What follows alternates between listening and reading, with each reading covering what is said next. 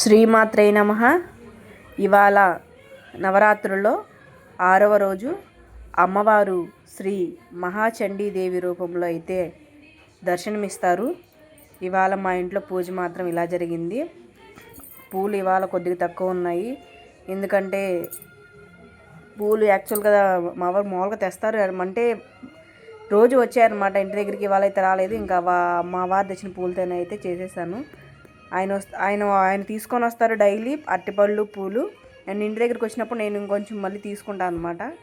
So ఇవాళ అయితే తీసుకున్న వాటిలో అయితే అవే వచ్చాయి. ఇంకా అమ్మవారికి మామిడాకులతో అయితే నాకు ఎందుకో తక్కువగా ఉంది అనిపించి ఇంక మామిడాకులు కూడా అలాగ అలంకరణలాగా అయితే చేసుకున్నాను. నాకు అది చాలా బాగా అనిపించింది.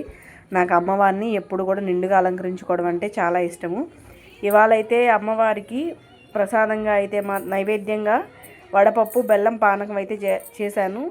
ఇవాళ పిండి వంటలు చేయలేదన్నమాట.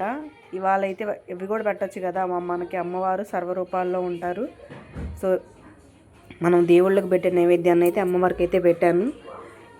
ఇవాళ అయితే ఇది ఇలా చేశాను. ఇంకా రేపైతే సరస్వతీదేవి అవతారంలో అయితే అమ్మవారు జన్మ నక్షత్రం, మూల నక్షత్రంలో అవతరిస్తారు. ఇవాళ భక్తుల తాకిడి కూడా నాకు తెలిసి నైట్కే ఎక్కువ ఉండిద్ది, ఎందుకంటే రేపు అమ్మవారి జన్మ నక్షత్రం కదా.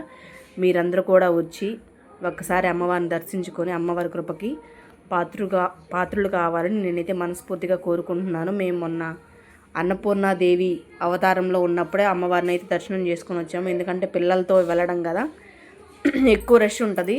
సో అందువల్ల అయితే ముందే వెళ్ళడం అయితే జరిగింది. సర్వేజన సుఖినో భవంతు. మీరందరూ బాగుండాలి, మీ అందరిలో మేము